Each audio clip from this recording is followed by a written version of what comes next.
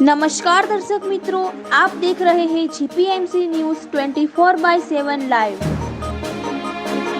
Sponsored by Gurukripa मानव सेवा trust. सेठ Shri Kasturbhai Lalbhai hospital લક્ષ્મીપુરાના આદ્ય સ્થાપક સદગત શ્રી ગેમર બાબાની 24મી પુણ્યતિથિ નિમિત્તે રક્તદાન કેમ્પ યોજાયો।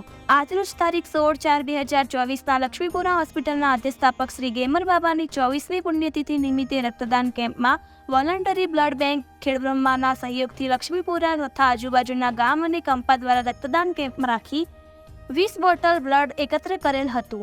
મહિના પહેલા પણ તારીખ 18/3/2024ના રોજ બ્લડ કેમ્પ યોજી 51 બોટલ રક્ત એકત્ર કરેલ હતું।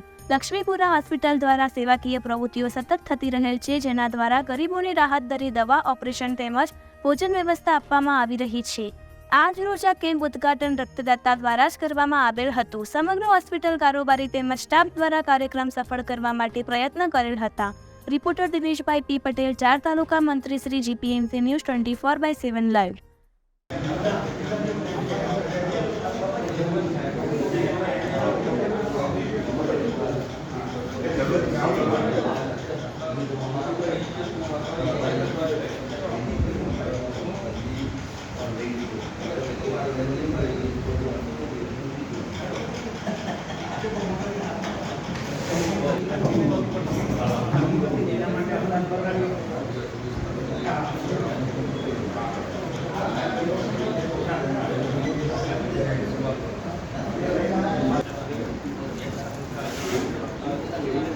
બેગ નામ દેખાયું કરો બેગ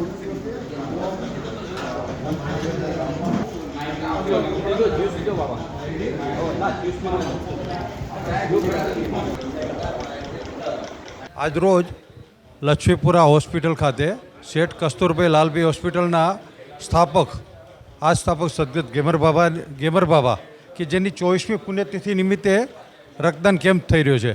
1 મહિના પહેલાં 18/3ના રોજ પણ એક કેમ્પ કર્યો હતો। અત્યારે ગરમીની સિઝન હોવા છતાં પણ અત્યારે આ કેમ્પ ચાલુ થઈ ગયો છે અને એ માટે જ લક્ષ્મીપુરા હોસ્પિટલના ટ્રસ્ટી શ્રી વસંતભાઈ, આપ ક્યારે આ કઈ તિથિમાં કેટલી વાર આપણે રક્તદાન કર્યું છે?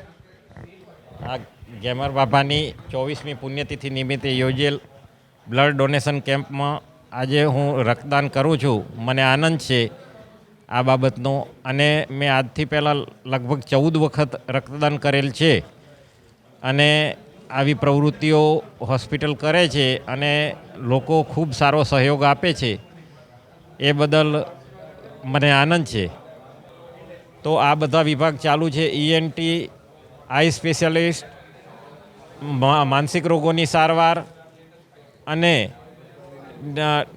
ડેન્ટલનું, ઓર્થોપેડિક, આ બધા પણ વિભાગો અત્યારે સરસ રીતે કાર્યરત છે અને બહોળી સંખ્યામાં લોકો ગુજરાત તેમજ રાજસ્થાનના લોકો આનો લાભ લે છે અને ખૂબ નોમિનલ ચાર્જે આ બધી પ્રવૃત્તિઓ ચાલે છે અને આનો લાભ બહોળી સંખ્યામાં લોકો લે છે। આવતા વર્ષે આ 25મી રજત જયંતિ વર્ષ આવે છે, એ નિમિત્તે આપ ટ્રસ્ટી પણ છો, તો આ વિશે શું સંદેશો આપવા માંગો છો આ વિસ્તાર માટે? બાબાની 25મી પુણ્યતિથિ નિમિત્તે આવતી વર્ષે હોસ્પિટલ વિવિધ કાર્યક્રમો યોજશે, એની જાહેરાત હવે પછી કરીશું। ધન્યવાદ।